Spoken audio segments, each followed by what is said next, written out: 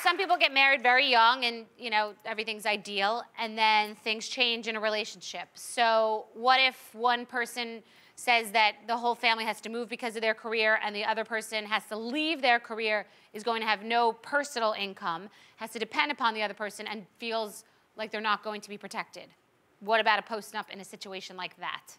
I'm okay with it. Depends on where you're moving, though. Because if you live in Milwaukee and you're moving to New York, then you're welcome. Okay, I just upgraded your life. You know what I mean? Okay. Now, if you go from New York to Milwaukee, yeah, that post-nup has to come in because you're giving up all your dreams because you ain't getting a job in Milwaukee. I'll tell you that. I thought that, like, when you get married, you just agree that everything's going to change immediately. Like, that's kind of part of the deal. You kind of whisper in their ear, like, yeah. Like, no, really, like, as soon as people get married, you're whispering, like, I'm going to get fat and rancid now. And you too? Oh, that's cool. Let's both get more worthless together. You know, so that's the fun part about getting married. You're the only one married in this. Yeah. Okay, so what do you honestly think? Your wife changes up the whole game. Something amazing happens for her. You have to move for her, and you don't know if you're going to be able to make an income.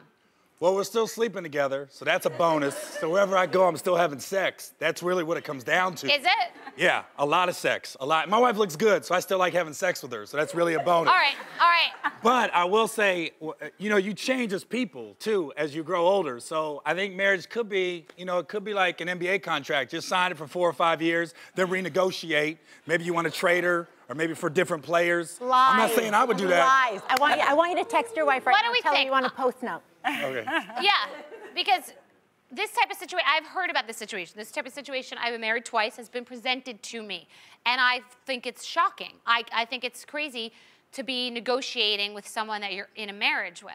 It's absolutely ridiculous. It's like you get married because you love someone and you trust them, and you shouldn't be getting married if you feel like you have to sit there at a conference table and negotiate. But you may already be married. So what if you're already married and now things are changing? Maybe you're staying together for the kids. What if you're just staying together for the kids and you have to work out? Well, if it's a situation, I think, where, say, there was an affair or there's physical abuse or something horrible happening, and the person who messed up is saying, please stay, don't leave me, da-da-da. I think, like, hey, if I had a post-nup at that point in my marriage, perhaps it would have kind of given me, you know, a sign, because I would have said, hey, you say you're going to change, then sign this post-nup that says that you will never have another affair, and if you do, this is what happens, and it's something that's like a big amount. Yeah, but what about whatever happened to just, like, communication? Like, why can't you just have a discussion? Like, I just feel like, fair enough.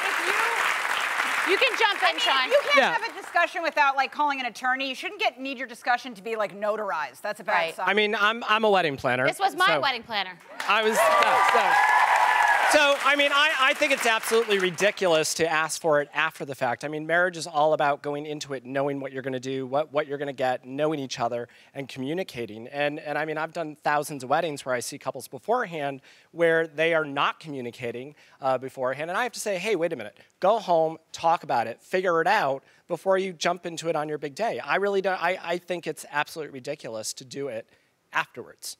You know, marriage is about compromise, about working it out after the fact. And that's it. Right.